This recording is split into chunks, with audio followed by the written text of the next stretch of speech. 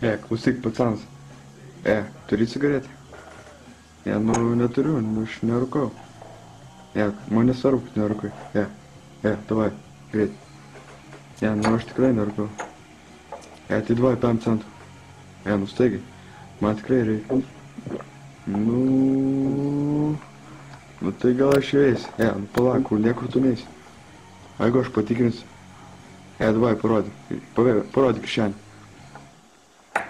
Nu, kur tu bėgi?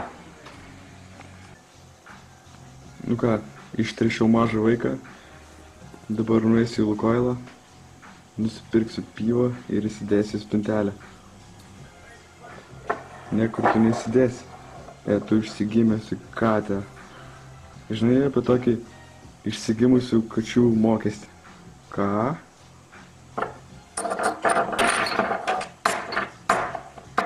Karoči, ir jaunimas šiais laikais. Nu ką, nutrišiau nusususią katę su 2 išsigimusiais ir plaukuotais veidais. Dabar eisiu nusipirkti parūkyti. Niekur tu neisi. Aš esu kengūra 2003. Tu turi sumokėti už kengūrą. Kokią dar, karočią, kengūrą? Nu, kur pernai užėmė 169 vietą mokyklai? Nu gerai, bet tai šiemet nedalyvausi. Man nesvarbu, kad tu nedalyvausi, bet tu turi mokėti mokestį už kengūrą. Nu, atiduok, karočią. Čiagi mano. Tu sunkiai kaip šmėkla. Pasitrauk arba trenksi. Trenksi? Su kuo įdomu? Su visim. Nu ką, nutrišiau storą amerikiečių kiškį.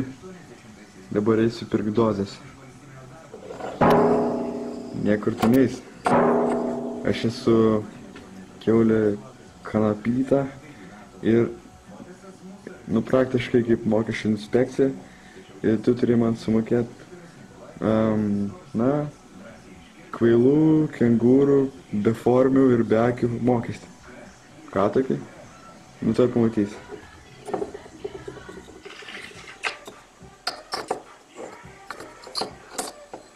Maždaug jūs sumokėjai. O kur tavo mokesčių inspekcijos pažymėjimas? Tai gal aš jau eisiu. Kiaulė kanapytė praturtėjo taip, kad galėjo nebetrešti amerikoniško kiškio. O išsigimusi katė ir toliau buvo išsigimusi. Tik kengūra, sako, nuėjusi neaiškiais keliais.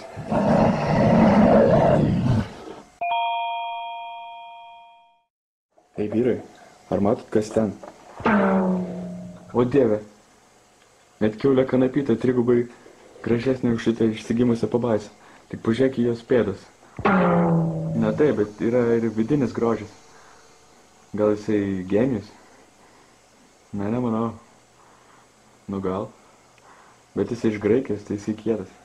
Ei tu, išsigimė didžiapėdį. Gal kalbėsi? Nereikia tos kvailos šypsenos. Gal kalbėsi? Vyručiai, man atrodo, jisai pasikorė. Tiesa, tai turbūt dėl to ar nekalba.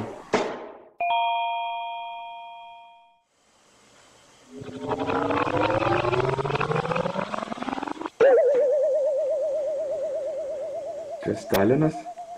Ne, čia Linas Tranas. Jisai apsimetė, kad mokosi. Bet jo sąsiuvinys tai tuščias.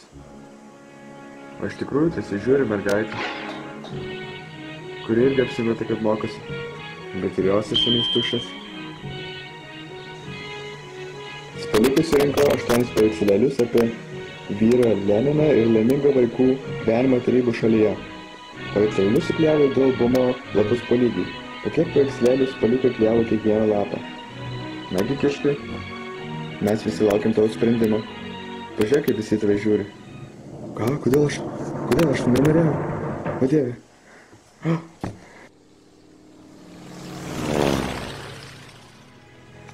Nu ką, kiškis numirė. Bet mes turim dar vieną kiškį.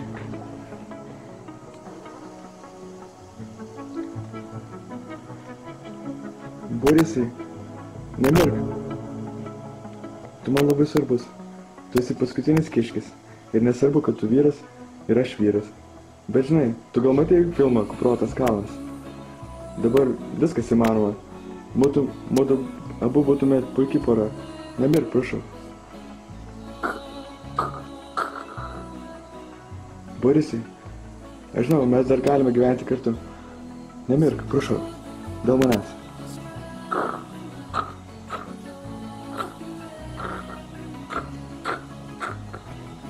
Nu ką, atrodo mirė? Na, nieko, bus su kiškiu. Kiški? O ką čia reiškia 5? Na, turbūt, kad šokoladė yra 5 ežiai.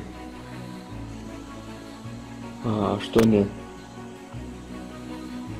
Kodėl visi kiškiai su kuprinėm ir tik tai vienas su laptopu?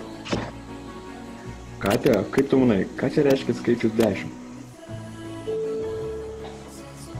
Na, man atrodo, kad čia yra kiek alaus butelių yra meškiuko kupriniai.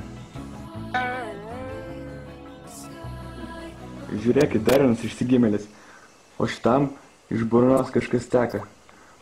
Ei, tai gerai, pabandysim pakalbėti. Ei, išsigimėli, kodėl tu iš burnos teka? Na, nežinau, man taip visada tekėdavo, tai gal taip ir turi būti. Na gerai. Ei, išsigimėli, o kodėl tu iš burnos smirda? Nu, tai taip irgi visada būdavo, tai gal taip ir turi būti. Ei, išsigimėli, o tu keiti kojines? Na taip, bet tik tai spiritą. Na, man gal tokio nereikia. O dieve, išsigimėlis mirė. You bastard! Kaip kiškis susitiko kitą kiškį. Sveikas. Tu gal iš senvagės? Taip. Tai gal girdėjau jūsų mokykla labai graži. Taip. Tai tu turbūt labai gerai mokaisi. Taip. Tai kai baigsi mokyklą, turbūt studijuosi. Taip. Tai turbūt jau studijuosi ekonomiką. Taip. O gal visgi, na, ekonomika yra gerai. Bet tai gal literatūra gal? Taip. Tai gal ekonomika? Taip. Tai nelabai suprantu, ar literatūra ar ekonomika. Gal gali man paaiškinti? Taip. Na tai paaiškink. Taip. Tu gal durna?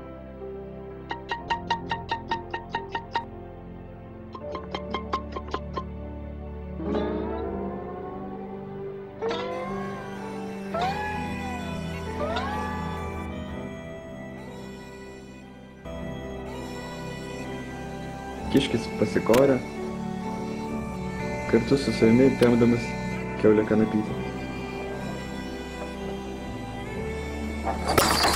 O išsigimusi katė mirė taip, kaip nenorėtų mirti ne viena moteris. Ji pamatė save veidrodyje ir suprato, kad ji iš tikrųjų yra išsigimusi, nes jinai turėjo 2 galvas, ir kurios tos pačios buvo šlykščios ir baisios.